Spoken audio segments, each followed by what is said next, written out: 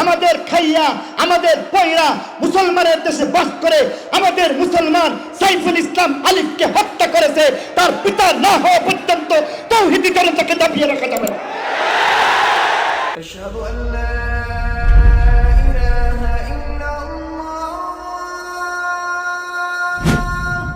স্বাধীন দেশের মধ্যে এমনটা চাই না, ঠিক কিনা বলেন? তোরাও থাক, তোদের মতো করে থাক, তোরাও তোদের মতো ধর্ম নিয়ে চল, আমাদের টাকা দিয়েই চলবি, অসুবিধা নাই, তবে বাড়াবাড়ি করিস না। আল্লাহ নবী ফরমান, কৃত ওয়াদা যখন ভঙ্গ করা হয় বিজাতীয় শত্রু চাপায় দেওয়া হয়েছে। আজকে অত্যন্ত দুঃখে ভারাক্রান্ত অন্তরে বলতে হচ্ছে, কত বড় বেয়াদব, কত বড় জালেম, কত বড় এমন ভাবে নামক হারাম হইতে পারলে আমাদের খাইয়া আমাদের পয়রা মুসলমানের দেশে বাস করে আমাদের মুসলমান সাইফুল ইসলাম আলিফকে হত্যা করেছে, তার পিতা না হওয়া পর্যন্ত তাওহীদি জনতাকে দাবিয়ে রাখা যাবে না।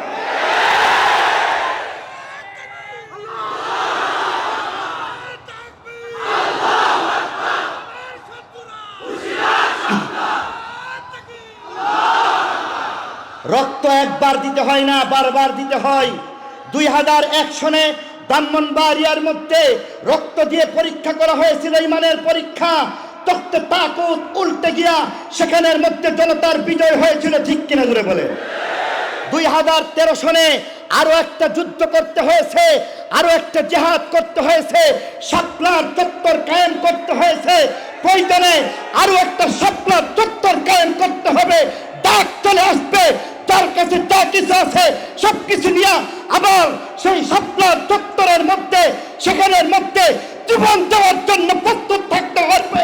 কুষ্টিয়াবাসী, তোমরা পারবে কি পারবে না বলে দিতে হবে তোমাদেরকে।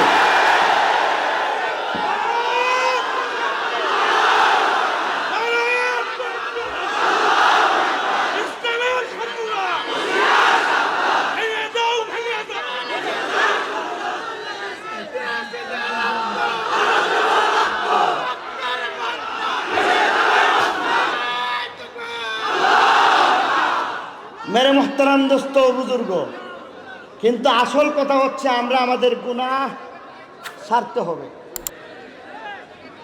আসল কথা হচ্ছে গুনাহ ছেড়ে দিতে হবে। কবিরা গুনাহের ভয়াবহ অভিশাপ আজকে ইন্ডিয়া আমাদের উপর নাপতালি করতেছে, চাইনা আমাদেরকে কানে ধরে ঘুরাইবার চেষ্টা করে, রাশিয়া আমরা তাদেরকে তাদের গোলাম বানিয়ে রাখার চেষ্টা করে। মুসলমান স্বাধীন দেশের মধ্যে স্বাধীন থাকতে হবে, গুনাহ মুক্ত জীবনযাপন করে। মেরে মোহতারাম দোস্ত বুজুর্গ, সর্বশেষ একটা কথা বলে বয়ান শেষ করে দিব। আল্লাহ নবী ফরমান, ওমা লাম তাহকুম আইম্মাতুহুম বিকিতাবিল্লাহ ওয়া ইয়াতাখায়্যারু মিম্মা আনজালাল্লাহ ইল্লা জাআলাল্লাহু বা'সাহুম বাইনাহুম। আল্লাহ নবী পঞ্চম একটা কবিরা গুনাহের কথা বর্ণনা করেছেন। আল্লাহ নবী কবিরা গুনাহের কথা বলতে গিয়া বলতেছেন, সাবধান সাবধান, কবিরা গুনাহ হইল আল্লাহর বিধান বাদ দিয়া, মানুষের গড়া মতো বাদ দিয়া যদি দেশ চালাও, এটা একটা কবিরা গুনাহ। আল্লাহর বিধান বাদ দিয়ে দেশ চালাইলো কবিরা গুনাহ, ঠিক কিনা বলেন? এবার বলতে ইচ্ছা করতেছে, একটু শুনুন, এদিকে তাকান। মামুন সাহেব হয়তো চলে আসছেন, আপনাদের ধৈর্যচ্যুতি হবে এমন কাজ করব না। হাদিসের শেষ অংশটা বলে বিদায় নিব। মেরে মুহতারাম দোস্ত বুজুর্গ, বলতেছি শুনুন, আল্লাহ নবী ফরমান, যখন মানুষের গড়া মতো বাদ দিয়া দেশ চলবে, এটা একটা কবিরা গুনাহ, ঠিক কিনা বলেন? মানুষের গড়া মতো বাদ দিয়া যখন দেশ চলবে, বাংলাদেশের প্রত্যেকের মধ্যে আপসের মধ্যে দুশ্মনী লাগায় দেওয়া হবে। অতএব আজকে আমরা লক্ষ্য করে দেখেছি, মানুষের গড়া মতো বাদ দিয়েই দেশ চলছে, ঠিক কিনা জোরে বলে? আজকে 1971 সনে দেশ স্বাধীন হয়েছে। মেহেরবানি করে উত্তর দিয়া বলবেন, দেশ যখন স্বাধীন হয়েছে শেখ মুজিব সাহেব মসনদের মধ্যে বসলেন।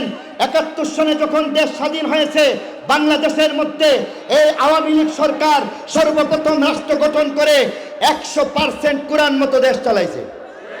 কথা জুড়ে বলতে হবে, উত্তর জুড়ে দিতে হবে। আওয়ামী লীগ 100% কোরআন মতো দেশ চালাইছে। এই দেশের মধ্যে বিএনপি চলে আসছে, 100% কোরআন মতো দেশ চালাইছে। এই দেশের মধ্যে জাতীয় পার্টি ক্ষমতায় আসছে, কোরআন মতো দেশ চালাইছে।